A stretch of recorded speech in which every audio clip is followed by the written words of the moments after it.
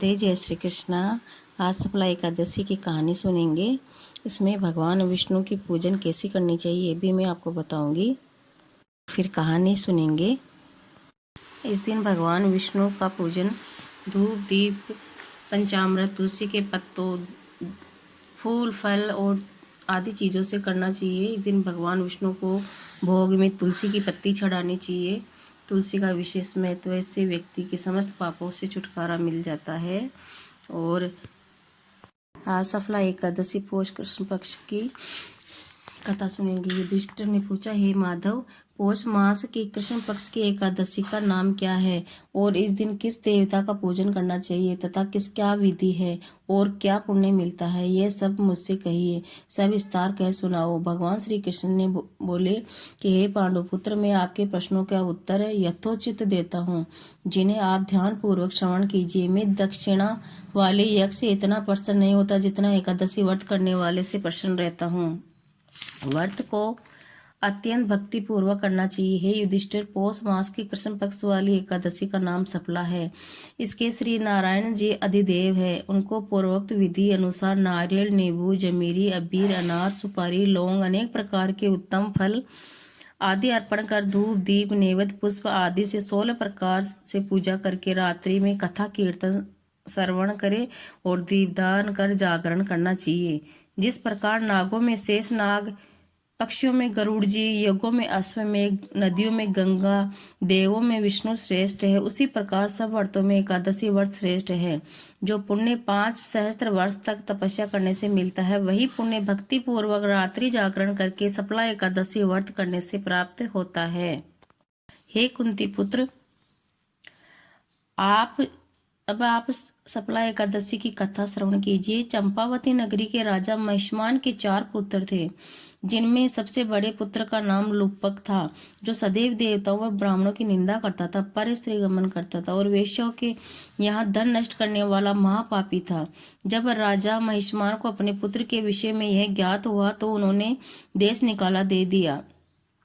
लुम्पक ने अपने पिता द्वारा देश निकाले देने पर विचार किया कि अब क्या करना चाहिए और किस प्रकार अपना पालन पोषण करना चाहिए। इस प्रकार की चिंता में फंस जाने से पिता के नगर में ही चोरी करने का निश्चय कर वह वन में रहने लगा।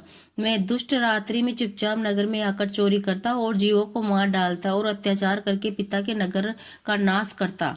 पहरेदार उसे पकड़ने पर भी सजा के भय से छोड़ देते थे। जिस वन में वह रहता था उस वन में एक बहुत पुराना पीपल का वृक्ष था।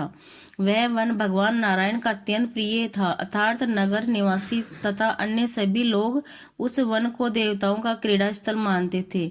जब पौष मास आया, सफला एकादशी आई, तो दशमी की रात्रि को वह लुम्पक वस्त्रहीन होने से शीत के कारण मूर्छित होकर पृथ्वी पर गिर पड़ा।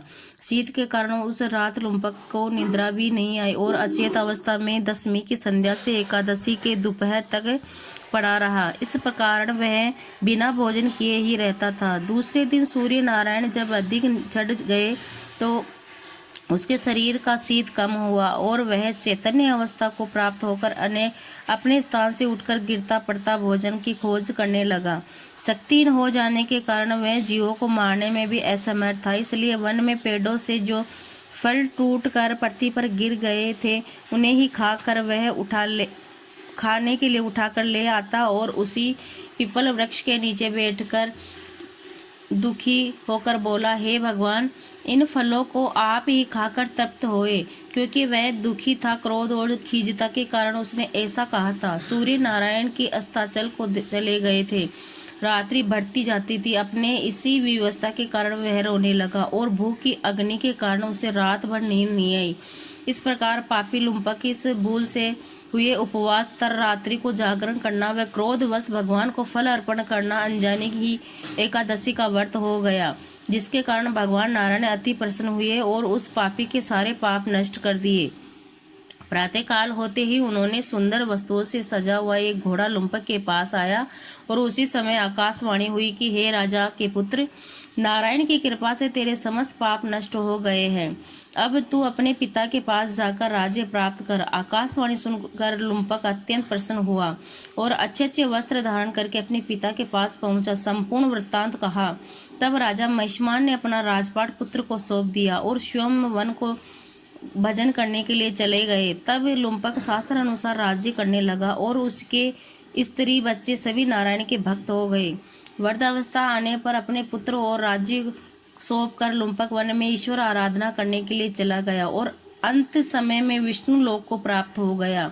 जो मनुष्य नियम पूर्वक श्रद्धा भक्ति के साथ पौष मास की कृष्ण पक्ष वाली शुक्ला एकादशी का व्रत करते हैं, उनके अनंत पापों से मुक्ति मिल जाती है, उनके अनंत पाप नष्ट हो जाते हैं और इसके करने से अश्वमेध यज्ञ का फल प्राप्त होता है। बोलो श्री नारायण भगवान की जय। एकादशी मैया की जय। तुलसी मैया की जय हो। शुक्ला एकादशी व्रत में जो सागार में लेते हैं फल, दूध व दूध से बनी हुई मिठाई, मेवा, केला, सेब, अनार, अंगूर, ककड़ी, खरबूजे, गोला, आम, संतरा, फाल, मेवा, जामुन, पपीता, अमरूद, खीरा आदि फल, किशमिश, बादाम, छुहारे, काजू, पिस्ता, चिलगोजा, अखरोट, मखाने आदि मेवा, दूध से बनी हुई श्रेष्ठ मिठाई, आलू, अरई, शकरकंदी, सिंघाड़ा आदि तथा कुट्टू व सिंघाड़े के आटे से बने हुए पदार्थ, पूड़ी एवं पकौड़ी, दूध आदि, समा के चावल से खीर, दही जैसी उत्तम वस्तुओं का भगवान को भोग लगाकर फलाहार करना चाहिए। इसके बाद में तुलसा मैया की कहानी सुने और सबको राधे राधे। जय श्री कृष्णा। एकादशी में आपके जीवन में खुशहाली लाए। जय श्री कृष्ण।